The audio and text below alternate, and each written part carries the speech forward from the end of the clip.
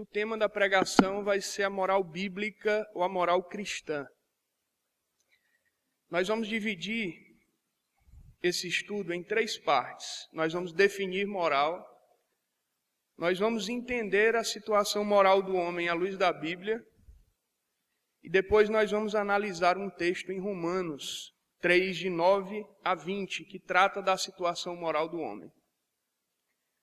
Compreendendo a situação moral do homem, nós vamos fazer as considerações finais sobre o ministério do Cordeiro Pascal, do Cordeiro que veio para tirar os pecados do mundo, como diz João Batista. Então, o nosso tema é moral, nossa temática, e a nossa mensagem tem como título a moral bíblica ou a moral cristã.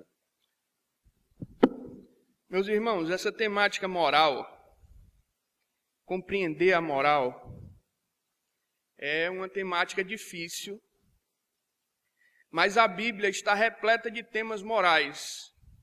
Se você observar desde o início, você vai ver a situação de Caim e Abel. Quando Caim decide matar Abel, ali foi uma decisão ou uma escolha moral. Você vai ver a situação moral nos tempos de Noé, em Sodoma e Gomorra, Babel, e aí por diante, na época dos reis, próprio Davi, com decisões morais, escolhas morais a cada fase de sua vida, seu filho que incestuou com a sua filha.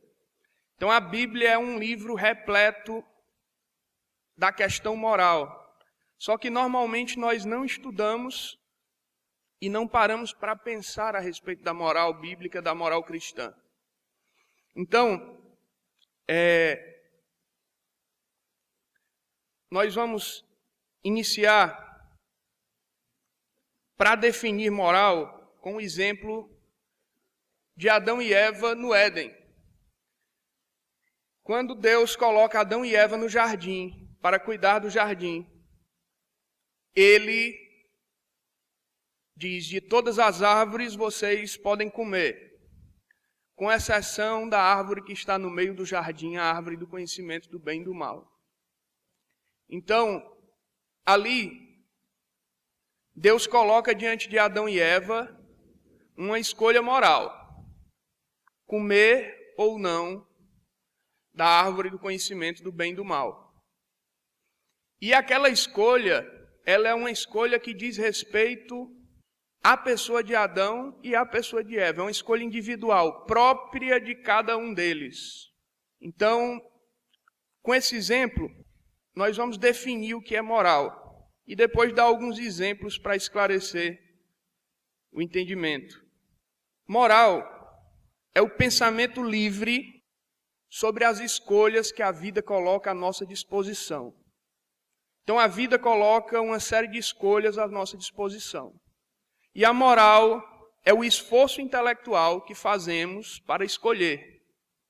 E quando nós escolhemos, por exemplo, no caso de Eva, comer o fruto, você joga no lixo as outras possibilidades de escolha.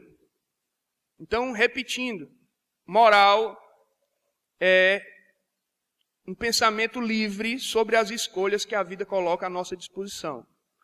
É um esforço intelectual que fazemos para escolher um caminho e jogar fora os outros. Interessante que a moral, ela está na natureza humana. Então, se você pegar uma montanha não faz escolhas morais. A montanha, ela apenas é uma montanha. Sempre vai ser uma montanha. Para os meus netos, ela vai ser uma montanha. Da mesma forma um gato, da mesma forma o vento, da mesma forma qualquer coisa da natureza criada por Deus. O homem não, é diferente. O homem, a cada passo, ele tem 360 graus de escolhas morais. Na nossa vida, nós estamos sempre escolhendo e colocando aquilo que não escolhemos, os outros caminhos não escolhidos, no lixo. É por isso que nós temos arrependimentos, é por isso que nós temos angústias, é por isso que nós temos dificuldade de tomar decisões, porque temos sempre que tomar decisões morais, escolher e jogar outras escolhas no lixo. Então, você vê que Adão e Eva escolheram comer, jogaram a opção não comer no lixo. Se eu tenho que escolher, então eu posso escolher sobre o bom e o ruim. No caso de Adão e Eva, ele escolheu, era uma decisão entre o bom e o ruim. Bom, não comer. Ruim, comer. Eu posso escolher sobre o bom e o bom. Às vezes as escolhas morais, a vida nos coloca diante de uma situação que eu tenho que escolher entre uma coisa boa e outra coisa boa. Por exemplo, eu estou no meio de um desastre e eu tenho que escolher entre ajudar uma senhora e ajudar uma outra senhora ou uma mulher. São duas escolhas entre duas coisas boas. Não obrigatoriamente as escolhas é entre bom e ruim. Às vezes eu escolho entre o ruim e ruim. Por exemplo, quando um homem que tem afeições pela prostituição está assistindo um filme pornográfico, ele só tem escolhas ruins ali. Então ele só pode escolher entre o ruim e o ruim. Então, meus irmãos, a moral é esse esforço intelectual, essa liberdade que só o homem tem na natureza, que só o homem tem na criação de escolher. E escolhendo, ele deixa outras possibilidades, outras escolhas de lado. Aqui eu vou fazer um parêntese para diferenciar moral de ética. Porque nós ouvimos falar muito em ética cristã, em ética no trabalho, em ética humanista ou ética no geral. A moral, como nós vimos, ela diz respeito ao que você vai fazer. É uma coisa pessoal, própria de cada um. A ética não. A ética ela tem a ver com o universal, com o coletivo, com a melhor maneira de conviver. Então a ética ela tem a ver com a convivência, com o coletivo. Vou dar um exemplo para ficar claro. Os 10 mandamentos, Êxodo 20. Os 10 mandamentos, se nós observarmos, eles têm primeiro uma dimensão moral. Não farás imagem de escultura. Não farás tu, pessoal. Não furtarás, não adulterarás, não darás falsos testemunhos. Sempre é pessoal, próprio de cada um. Não dando falso testemunho, não furtando, não roubando, eu estou convivendo em sociedade, eu estou agindo eticamente. Então a moral, obrigatoriamente, ela desencadeia uma atitude, ou a boa moral desencadeia uma atitude ética. Então a moral pessoal, a ética coletiva. A Bíblia vai nos mostrar como a moral é importante, como a compreensão moral a respeito de nós mesmos é importante. O 10º mandamento enfatiza bem isso. O 10º mandamento diz assim: não cobiçarás a casa do teu próximo. E depois enumera as coisas da casa do próximo. É impossível a cobiça não ser própria de cada um, ou não ser pessoal. A cobiça sempre é individual. Ninguém pode cobiçar pelo outro. Eu vou aqui cobiçar por fulano. Isso não existe. Então, a moral, a situação moral do homem, ela é descrita na Bíblia de uma ponta a outra. Um outro exemplo, para a gente compreender o que é moral, e aí saindo da Bíblia, eu não sei se os irmãos já ouviram falar, mas em países como o Canadá, como a Bélgica, você anda na rua e você vai encontrar uma banquinha na calçada com jornais. Só que você não vai encontrar um jornaleiro, como nós temos aqui. Aquela banquinha é própria para que você pegue o jornal e você mesmo deposite a quantia devida ou a contrapartida pecuniária, vamos dizer assim, daquele jornal, daquele bem. Então, você mesmo tem que tomar uma decisão moral em pegar o jornal e colocar o valor correspondente a esse jornal. Ali, nós estamos no coração da moral, como Adão e Eva estiveram no coração da moral. É uma decisão pessoal. Não tem jornaleiro olhando, não tem polícia olhando, não tem ninguém olhando. Você vai pegar o jornal, pagar, tirar seu troco, etc. Meus irmãos, se tiver uma câmera filmando, sorria. Você está sendo filmado. E eu pagar o jornal porque eu estou com medo da câmera, essa não é mais uma decisão moral. Aí nós já saímos do âmbito da moral e passamos para o âmbito do medo. Passamos para o âmbito do medo da punição. Mais um exemplo. Quando nós somos adolescentes, isso vem de muito tempo na história. Nós assistimos filmes e às vezes desejamos ser invisíveis. Ou ter um anel de invisibilidade, ou uma capa, ou coisa do tipo. Certo? Isso é bem comum para os adolescentes. Nos tornar invisíveis. Para quê? Para fazer aquilo que a gente acha interessante.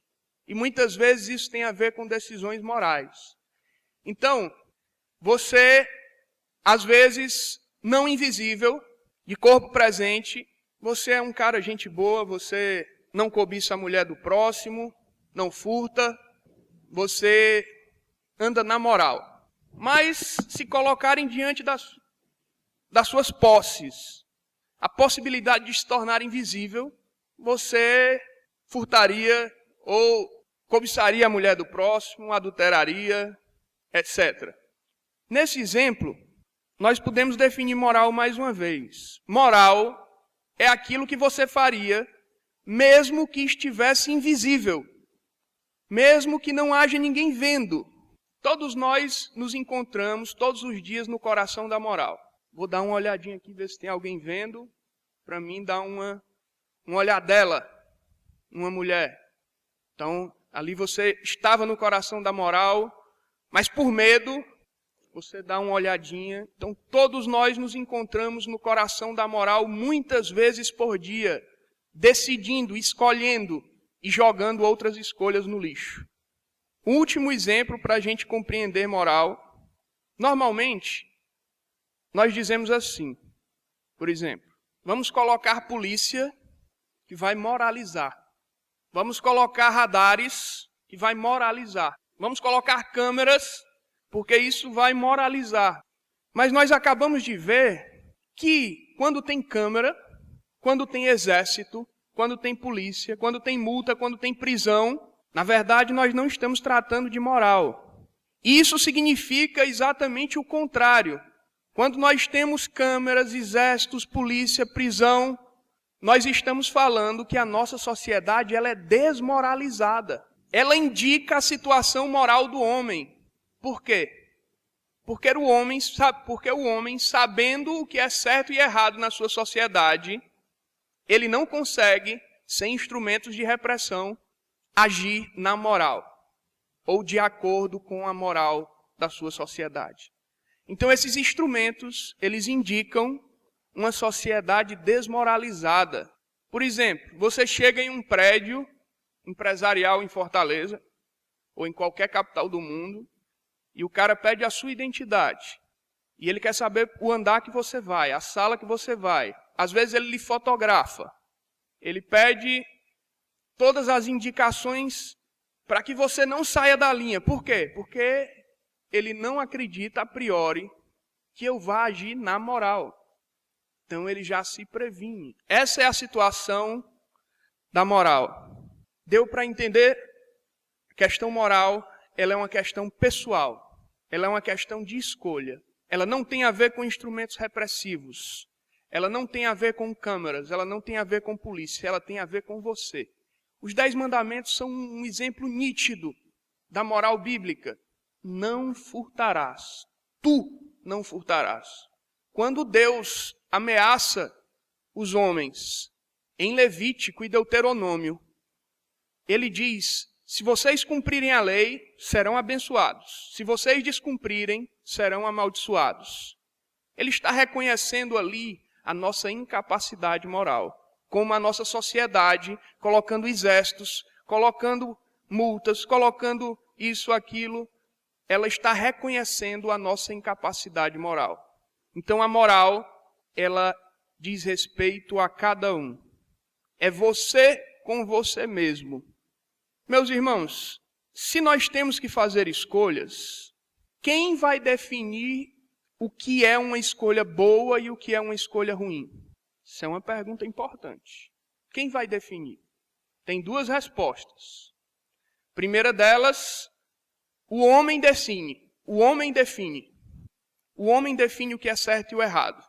Então um rei, no caso das monarquias autoritárias, pode definir o que é certo e o errado em seu reinado.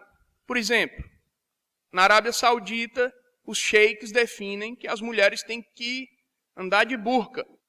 Então, se a mulher não andar de burca, ela não está andando na moral do seu país. Se ela definir, ou se ela escolher tirar a burca, ela não está andando na moral. Então, o homem pode definir. Na Nigéria, o homossexualismo é punido com pena de morte. País muçulmano. A sociedade nigeriana definiu o que era bom e o que era ruim, definindo, discriminando que o homossexualismo lá é ruim e será punido com pena de morte. No Uruguai, há pouco tempo, definiu-se que a maconha pode ser usada, até certo ponto, livremente. Definiu-se que, naqueles limites, a maconha é boa, é uma opção boa.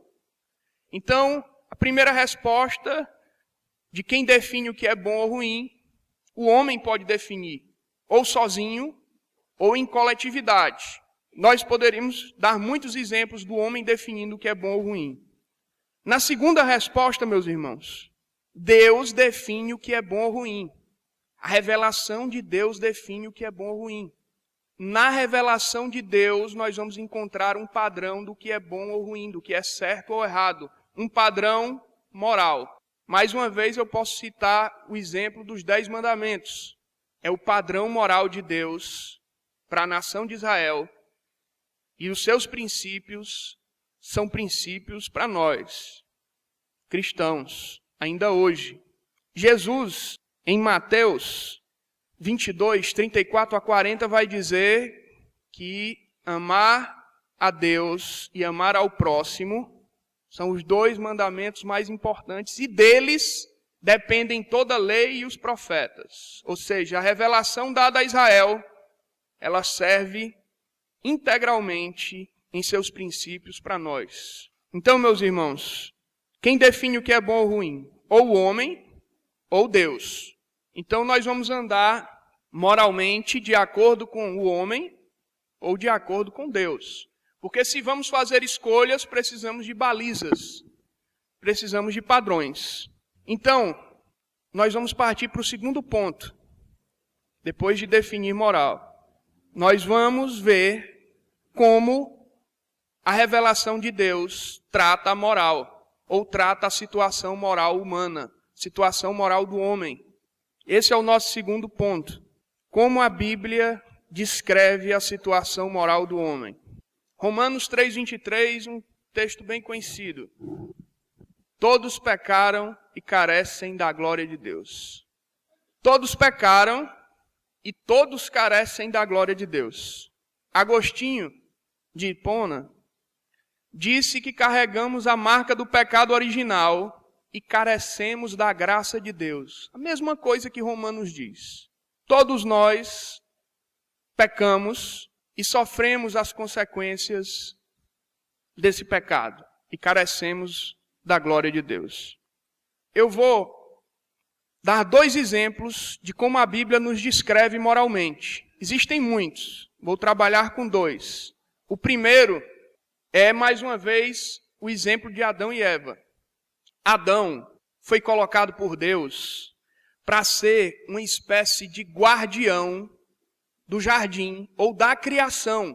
É por isso que a ideia de imagem, Então, Adão foi colocado para ser o guardião ou a imagem de Deus perante a criação. Então, Adão era o representante de Deus diante da criação. Tudo o que existia, inclusive ele próprio e sua alma, ele era o guardião. Ele era a imagem de Deus, ele era o representante de Deus sobre toda a criação, inclusive sobre ele mesmo e sobre a sua alma.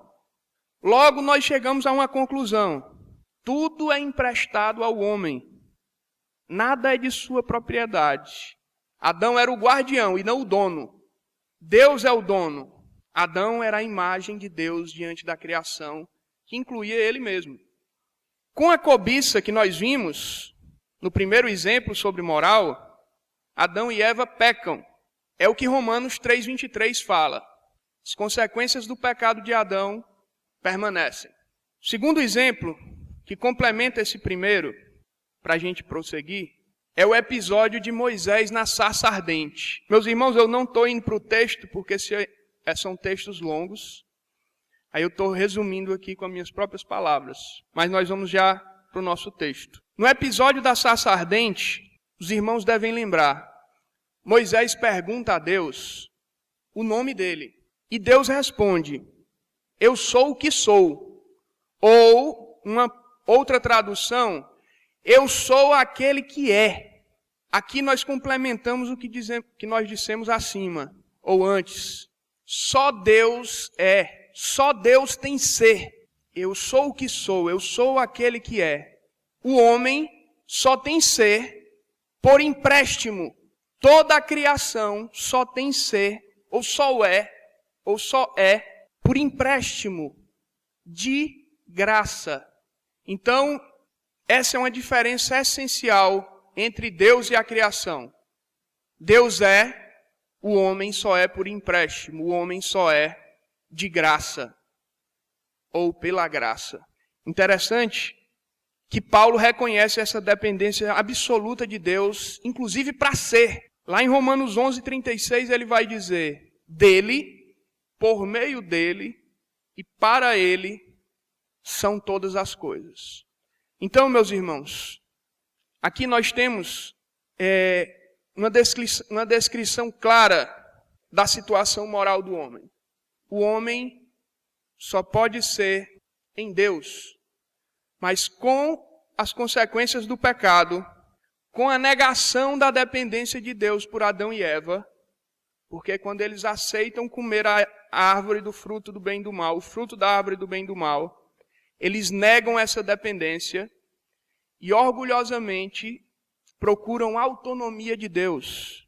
Mais uma vez, Agostinho vai tratar do tema e vai dizer que esse orgulho de procurar a autonomia de Deus, quando não existe a autonomia essencial de Deus, quando nós dependemos para ser de Deus, esse orgulho demonstra a nossa situação moral hoje, a situação moral do homem hoje.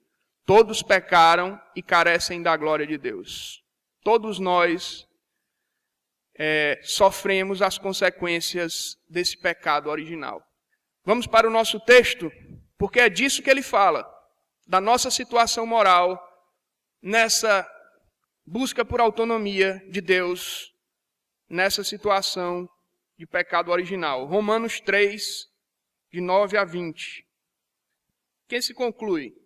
Temos nós qualquer vantagem? Não, de forma nenhuma. Pois já temos demonstrado que todos, tanto judeus como gregos, estão debaixo do pecado. Como está escrito, não há justo nenhum sequer. Não há quem entenda, não há quem busque a Deus. Todos se extraviaram, a uma se fizeram inúteis. Não há quem faça o bem, não há nenhum sequer. A garganta deles é sepulcro aberto, com a língua urda engano, veneno de víbora está nos seus lábios. A boca eles a têm cheia de maldição e de amargura. São os seus pés velozes para derramar sangue. Nos seus caminhos há destruição e miséria. Desconheceram o caminho da paz, não há temor de Deus diante de seus olhos. Ora, sabemos que tudo o que a lei diz aos que vivem na lei, o diz para que se cale toda a boca, e todo o mundo seja culpável perante Deus. visto que ninguém será justificado diante dele por obras da lei, em razão de que pela lei vem o pleno conhecimento do pecado. Nos primeiros versículos, meus irmãos, no primeiro, versículo 9, ele está dizendo o seguinte: olha, tanto judeus como gentios são culpados perante Deus. O judeu que tem a lei é culpado, mas o gentio, se nós lermos aqui o capítulo 2, ele vai dizer que age de acordo com a lei cravada no seu coração, é culpado também. Então, o versículo 9, para resumir a ideia anterior, que se conclui? Que tanto judeus como gentios são culpados, todos somos culpados. No versículo 10 ele vai dizer, não há justo nenhum sequer. É interessante isso aqui, porque aqui está o retrato da nossa condição moral. Não há justo nenhum sequer. Em Mateus 5, no Sermão do Monte, Jesus diz uma coisa interessante, que poucas vezes é comentada a respeito do assunto moral ali. Jesus diz assim, olha, Moisés disse, não adulterarás, mas eu vos digo que se olhares para uma mulher com intenções impuras, você já adulterou com ela. Jesus vai no coração da moral. Meus irmãos, não há justo nenhum sequer. Qual de nós aqui pode cumprir a lei de Deus? Qual de nós aqui não experimenta a cobiça? Ou não teve vontade de matar? Alguns de nós. Ou de furtar? Ou até mesmo já efetuou o ato? Jesus vai no coração da moral do homem. Jesus vai dizer, olha, eu não estou falando de você externamente, na sua moral pública, na sua ética pública, na sua ética social, adulterar. Eu estou falando que quando você olha para uma mulher com intenções impuras, você já adulterou com ela. Ou seja, você é incapaz moralmente. Isso quer dizer que todos nós que estamos aqui nesse ambiente, somos incapazes moralmente. Todos aqui são incapazes de negar sua falha moral nesse aspecto que Jesus coloca. Mas na frente, em Mateus mesmo, ele vai dizer que do coração procedem adultérios, prostituição, falso testemunho. Jesus vai no coração da moral e ele vai dizer e mostrar a nossa incapacidade. Quem de nós não tem um coração cheio dessas coisas? Cheio desses problemas morais? De homicídios, de adultério, de prostituição, de falso testemunho, de orgulho, de porfias, de outras coisas que Jesus cita em Mateus 15.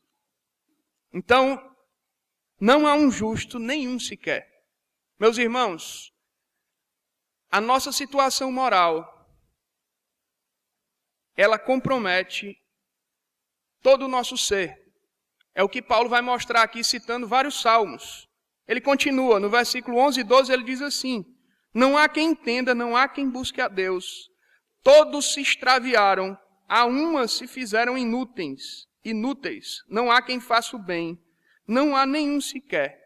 Aqui Paulo vai falar que moralmente nós estamos com sérios problemas. Nosso entendimento foi comprometido. Nós não conseguimos buscar a Deus. E as nossas ações estão comprometidas.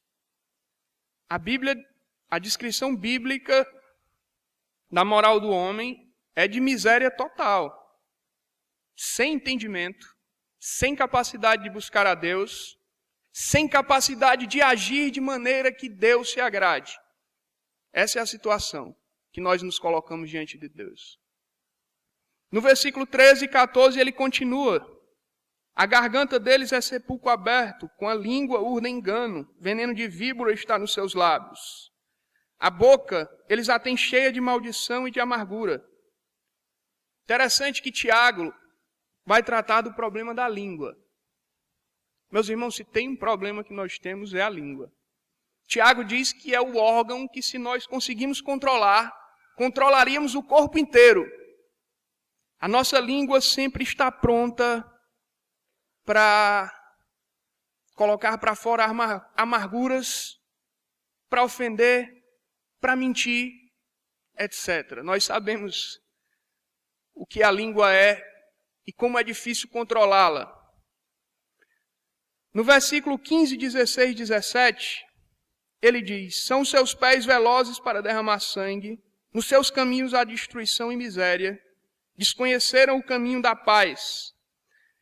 Meus irmãos, aqui ele está descrevendo um homem que, sendo miserável moralmente, que estando inteiramente comprometido pelo seu desvio moral, pelo seu desvio espiritual, ele não reconhece seus pecados, ou seja, ele não se arrepende. Ele é um homem que não reconhece a sua dependência de Deus, como nós vimos, porque até para ser nós dependemos de Deus. Ele não reconhece a salvação, ele não reconhece paz, ele não tem temor e ele não tem padrões de justiça. E aí Paulo encerra: ora, sabemos que tudo que a lei diz aos que vivem na lei, os judeus, o diz para que se cale toda a boca. A lei é para que se cale toda a boca. A lei, ele continua: e todo mundo seja culpável perante Deus. A lei não é para que nós nos tornemos como fariseus. Eu cumpro a lei. O fariseu achava que cumpria a lei. O fariseu achava que os seus padrões agradavam a Deus. E aí ele encerra no versículo 20: visto que ninguém será justificado diante dele por obras da lei, em razão de que pela lei vem o pleno conhecimento do pecado. Então, nós não conseguimos cumprir a lei, nem um mandamento. Nós temos problemas sérios com a cobiça. Nós vimos aqui como os salmistas descrevem a nossa situação espiritual e moral. Então, a lei, ela serve para nos dar conhecimento da nossa situação moral. Se a lei não dissesse, como Paulo vai continuar o raciocínio, não cobiçarás, nós não entenderíamos o que era bom ou ruim em relação à cobiça. Se ela não dissesse não roubarás, nós não entenderíamos que roubar era errado. Se ela não dissesse não matarás, nós não entenderíamos, ou nós não teríamos um padrão moral para discernir que matar é errado. Então a lei, ela nos acusa muito mais do que nos liberta. Aliás, ela não nos liberta de jeito nenhum. Ela mais nos acusa. Então, meus irmãos, ninguém é justificado ou ninguém se coloca diante de Deus por seus atos morais. A situação moral do homem, segundo a Bíblia, é de miséria total. Para finalizar, o homem ele é fracassado moralmente. Não precisa ir muito longe. Só basta você ficar com você mesmo. Você com você mesmo. Não precisa ir ao próximo. Ou seja, você não precisa nem se deslocar para ver o fracasso moral. Só que nós vivemos em um tempo, a modernidade, vamos chamar assim, humanista, iluminista, ela mente a respeito da moral humana. Ela mente a respeito da miséria humana, da nossa fraqueza, da nossa miséria, da nossa angústia, em favor da vaidade, do orgulho e da autonomia. A modernidade mente a respeito de um homem autônomo de Deus, mente a respeito de um homem habilitado moralmente. Meus irmãos, se a moral é escolha e escolhendo nós deixamos caminhos no lixo, isso nos dá angústias. Nenhum de nós aqui deixa de ter angústias constantemente. Mesmo como crentes, nós temos angústias, muitas. Você pode fazer essa afirmação, tanto aqui, como no Canadá, no exemplo que eu dei, como na NASA, como em qualquer lugar. O homem não vai poder negar as suas angústias morais, ou as angústias das suas escolhas, ou as angústias das suas escolhas que geram os seus arrependimentos e que mostram sua miséria espiritual. Só que a modernidade, ela mente a respeito disso. Por exemplo, tem gente que acha que o problema do homem vai ser resolvido se o capitalismo acabar. É quase que uma piada isso. O problema do homem não é o capitalismo, nem o socialismo, nem o fascismo, nem a monarquia, nem a república, nem o presidente A, B ou C. O problema do homem, como nós vimos, é a sua situação espiritual. O problema do homem é a sua incapacidade de fazer escolhas que agradem a Deus, desde o início. Então o problema não é o capitalismo. Tem gente que diz, vamos acabar com o capitalismo. Vai resolver todo o problema da humanidade. Ou então tem uns que dizem, o capitalismo é uma maravilha. Vamos expandi-lo. Conversa fiada, meu irmão. Tem gente que diz e está na televisão 24 horas por dia que o problema do homem é a qualidade de vida. O homem precisa comer melhor, precisa se exercitar. Vamos fazer o homem viver 200 anos. Meus irmãos, o que é que adianta eu viver 200 anos? Se os asilos vão continuar cheios. Já pensou o filho tomando a aposentadoria do pai de 80 anos até 200 anos, 120 anos de tomando a aposentadoria do pai? Vamos fazer o homem viver 200 anos. Vamos para a academia, vamos comer folha. Não resolve o problema humano. Não estou dizendo que nós não devemos nos cuidar, devemos. Mas esse não é o cerne, esse não é o núcleo do problema humano. Tem gente que diz que a salvação do homem é em políticas públicas. Vamos dar educação, vamos dar saúde, vamos dar transporte, vamos dar pistas boas para o comércio fluir, que o homem vai resolver todos os seus problemas. Não vai, meu irmão. Porque o cara está nos Estados Unidos e ele está fazendo um foguete, ou seja, o auge da tecnologia humana, mas quando ele termina ali de raciocinar sobre a física, sobre toda aquela ciência em torno do foguete, ele vai e trai a esposa dele com a secretária. Então não resolve o problema do homem, não resolve o problema espiritual do homem. E ainda tem uns mais engraçados para finalizar. Que lá a gente vê na televisão. O cara sai na praça com um cartaz. Abraço de graça. Vocês já viram isso? Tem gente que acha que vai melhorar o homem dando um abraço. Ou dando um sorriso. Vem um cara, não sei de onde, ensinar que o homem precisa sorrir para poder mudar. O homem precisa abraçar mais. Não resolve, meus irmãos. Então a modernidade mente sobre a situação espiritual, querendo dar autonomia ao homem. Mas nós vimos a nossa dependência essencial, de essência de Deus. Então, meus irmãos, a primeira deixa, para finalizar, desconfie seriamente das fórmulas humanas para melhorar o mundo. Desconfie. O homem querendo melhorar o mundo, aqui é a gente quer cair nessa. Não, vai melhorar, vai melhorar, vai melhorar. Vai melhorar o quê? Biblicamente, nós vimos que o homem está em situação de miséria. Aí surge a pergunta final: o que fazer então diante desse fracasso moral? E aqui essa pergunta, ela deve ser respondida pelos crentes e pelos descrentes. O que fazer diante desse fracasso moral? Os crentes vivem esse fracasso moral em muitos aspectos. Meus irmãos, começando pelos crentes. Primeiro ponto, se já somos crentes e reconhecemos em Jesus a restauração da dependência de Deus, a restauração da ordem criada, que um dia se consumará, se reconhecemos em Deus, em Jesus, em Deus encarnado, essa dependência, ou seja, voltamos a depender de Deus, nós temos que depender do Deus que age hoje na igreja. O vetor de Deus na igreja hoje é o Espírito Santo. O mesmo Paulo do livro de Romanos que nós vimos, vai falar lá em Gálatas e aos Efésios que os frutos do Espírito são amor, paz, longanimidade, domínio próprio. Como é que eu dependo de Deus hoje? Dependendo do Espírito Santo.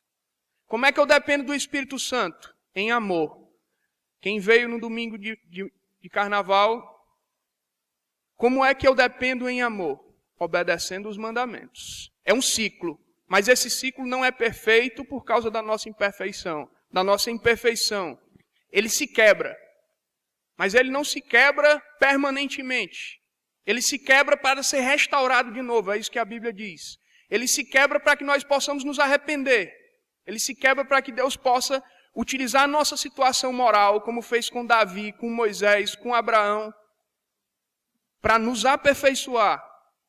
Então, para o crente, é um ciclo de aperfeiçoamento, que ele se quebra.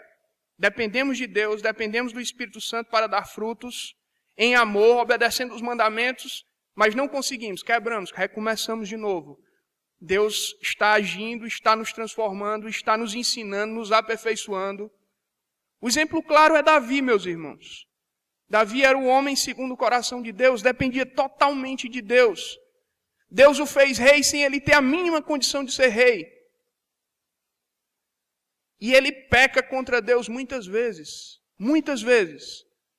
Mas o que é que ele faz? Bota a cara no chão. Reconhece seu pecado, confessa, recomeça. Pede que o Senhor o ajude a recomeçar. Para os crentes é isso. Dependência, reconhecer a dependência. Dependemos para ser. Ou seja, é uma dependência essencial. Não podemos nem ser direito sem dependência de Deus. Para os descrentes, gostaria de citar um texto e ler outro. Quero citar João 1:29. Quando João Batista vê Jesus, ele diz: eis o Cordeiro de Deus que tira o pecado do mundo. Cordeiro pascal, que vai ser imolado, que vai morrer e ressuscitar, como o texto que o irmão Ricardo leu em Lucas. Ele tira o pecado do mundo. Ele é a solução para o nosso problema espiritual, para o nosso problema moral. Ele é a restauração, a recriação. É o nascer de novo. É Deus rompendo a ordem criada, encarnando-se para pagar os pecados do mundo. Como João diz. Para finalizar, vamos ler Efésios 2. Texto bem conhecido para nós crentes. Efésios 2, a partir do versículo 1, de 1 ao 10. Ele vos deu vida, estando vós mortos nos vossos delitos e pecados, nos quais andastes outrora, segundo o curso deste mundo, segundo o príncipe da potestade do ar, do espírito que agora atua nos filhos da desobediência, entre os quais também todos nós andamos outrora, segundo as inclinações da nossa carne, fazendo a vontade da carne e dos pensamentos, e éramos, por natureza, filhos da ira, como também os demais. Mas Deus, sendo rico em misericórdia, por causa do grande amor com que nos amou, estando nós mortos em nossos delitos, nos deu vida juntamente com Cristo. Pela graça sois salvos, e juntamente com Ele nos ressuscitou e nos fez assentar nos lugares celestiais em Cristo Jesus, para mostrar nos séculos vindouros a suprema riqueza da sua graça, em bondade para convosco em Cristo Jesus.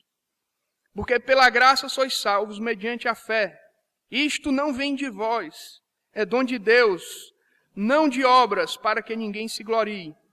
Pois somos feitura dele, criados em Cristo Jesus para boas obras, as quais Deus de antemão preparou para que andássemos nela. Reconhecendo a nossa situação moral, reconhecendo a nossa dependência de Deus até para ser. Aqui é o texto. Dependemos da graça de Deus para a salvação. Então, no domingo de Páscoa, o cordeiro morto, o cordeiro imolado, o cordeiro prometido, foi morto e ressuscitou, com essa função: restaurar a dependência do homem a Deus ou em Deus.